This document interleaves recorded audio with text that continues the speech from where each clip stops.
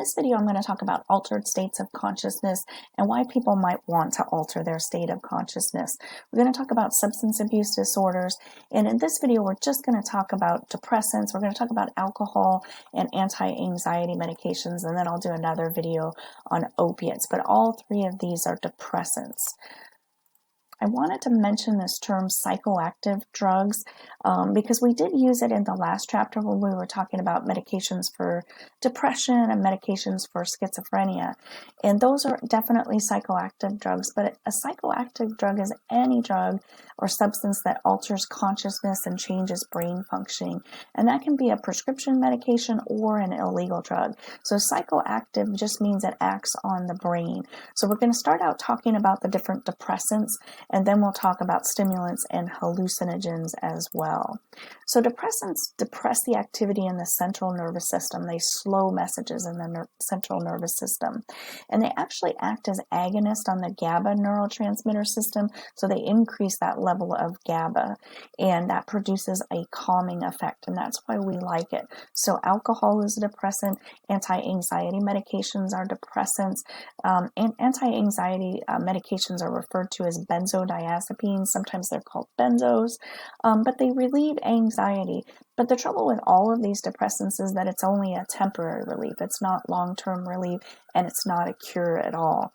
So Valium was discovered in the 1970s, and they thought it was kind of a miracle drug, prescribed it to everyone, and then realized that people were getting really highly addicted to it.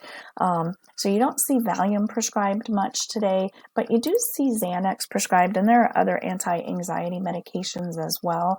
And these are not a cure for anxiety, unfortunately, and they're really not even a great treatment for anxiety. They're just short-term relief, and they should only be taken short-term. Opiates are also depressants. Heroin is a natural opiate that's derived from the poppy plant, and opioids are synthetic opiates, things like methadone, most of our pain medications, morphine, oxycodone, Vicodin, fentanyl, all of those are synthetic opioids. And the reason they're synthetic is because that allows a doctor to really control the dose of the medication, whereas heroin, it's a natural product, it's pretty difficult to control, get an exact dose with that. So synthetic is not necessarily bad. Most of our medications that we take today are synthetic, and that's because they can really control the dose. All depressants are really dangerous in combination with each other and in combination with alcohol because they slow that activity in your nervous system. They lower your blood pressure, they lower your heart rate, and they could lower it to a point where you're no longer alive. This is what a poppy plant looks like, where heroin is derived from. So first of all, let's talk a little bit about alcohol and how it affects our brain. So what alcohol does is it kind of slowly shuts down our brain. And the reason why we like it is it has that calming effect. It also starts shutting down activity in our frontal lobe. So that part of our brain that worries too much, that overthinks things, that's socially inhibited, it just shuts down that part of the thing and helps us to feel more relaxed. And then if we continue to drink, that alcohol kind of moves back into our brain and starts interfering with our motor functions and interfering with that motor cortex. So we might be stumbling around or just less coordinated, a little bit clumsy. We might start slurring our speech. Those are all signs of alcohol intoxication. And 0.08 is the legal limit. That's where you start to have kind of milder symptoms of, slurring your words and less coordination, and as you continue to drink, it gets worse and worse. When you get to a 0.15 blood alcohol content, you're getting to a much more dangerous level of blood alcohol, and we're going to talk about alcohol poisoning in a bit, and that is 0.30 and above. And there are many people every year that die from alcohol poisoning, so I'm hoping to prevent that from you. So a lot of times if you get to this 0.15, a lot of times people will get sick to their stomach and throw up much of the alcohol, and that's the body's way of trying to get rid of that excess alcohol in the system. It's also when blackouts tend to occur. And the interesting thing about blackouts is that your hippocampus actually stops recording. So the alcohol has kind of reached deep into your brain and shut down your hippocampus. And a blackout is when your friends tell you, wow, you were crazy last night, you were doing all this stuff, and you have zero recollection of anything that was going on that night. That's what a blackout is. Your hippocampus is just no longer recording any memories for you. And that's kind of a sign that you could be getting into some trouble with alcohol. So your blood alcohol depends on lots of factors. I wish I could tell you exactly how many drinks an hour you can have to be safe. And it's different for everybody. It's different for men versus women. It has to do with your body weight, how much you're used to drinking. So it depends on a lot of different factors. So we do know that the body can process about 1 drink an hour. So if you have more than 1 drink an hour, that extra alcohol is going into your bloodstream and increasing your blood alcohol level. And people get into trouble mostly when they're drinking hard alcohol. It's when you drink like shots or multiple drinks in rapid succession and you overwhelm your body's ability to process that alcohol. It's really difficult to get alcohol poisoning from drinking beer because the amount of liquid that you'd actually have to drink is pretty high.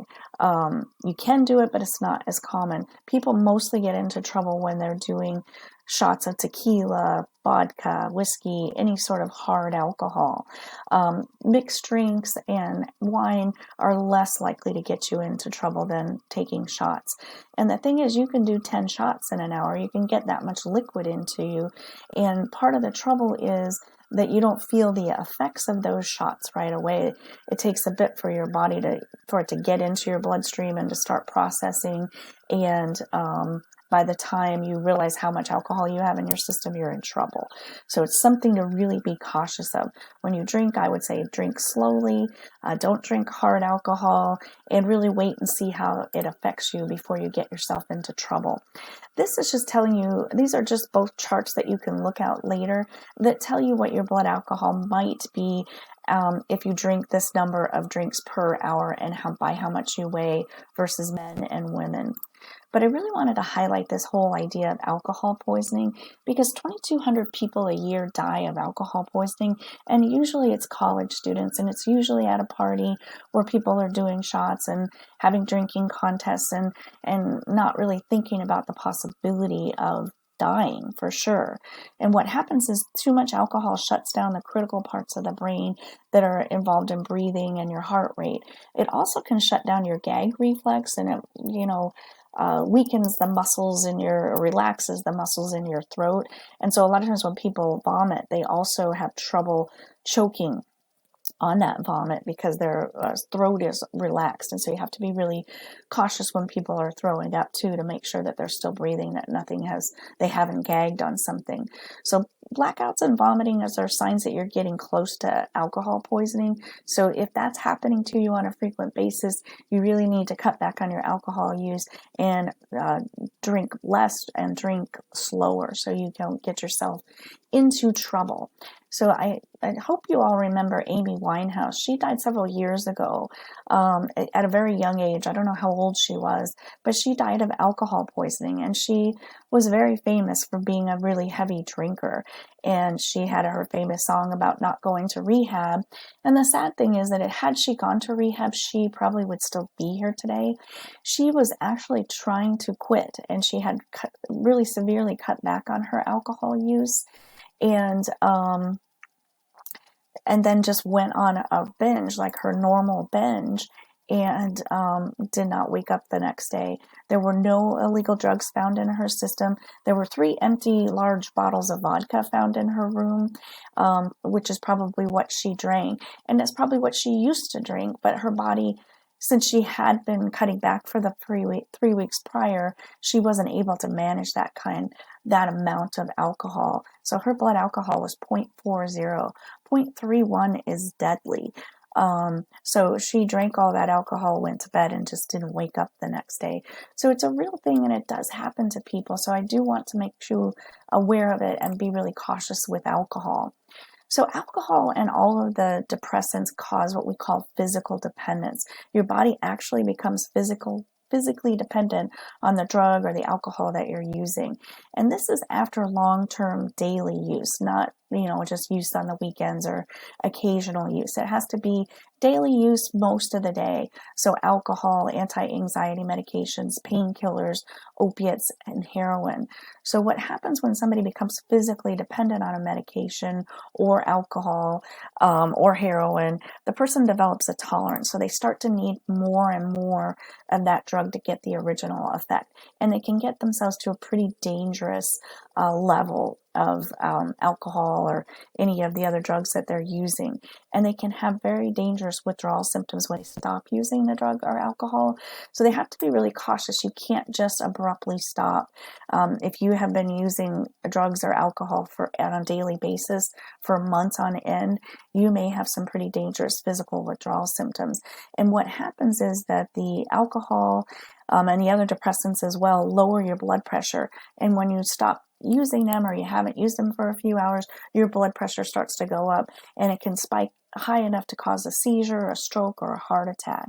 And that's one of the reasons why it makes it really difficult for people to recover and stop using these particular drugs, is because they physically do need these drugs.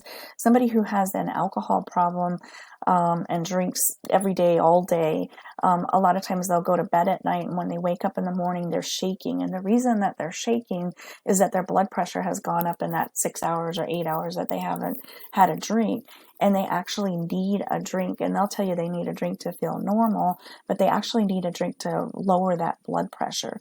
So when people want to get off of drugs or alcohol, depressants especially, they really need to see a doctor, and they need to be medically supervised. Sometimes they will put a person in an inpatient hospital. Usually for alcohol detox, it takes 3 to 5 days in an inpatient facility, and they make you more comfortable while that alcohol is getting out of your system, monitor your blood pressure and your heart rate, make sure you don't have these serious withdrawal symptoms. Some of the other drugs, they will slowly wean you off rather than try to do it as quickly as alcohol. But alcohol, they can get out of your system pretty quickly.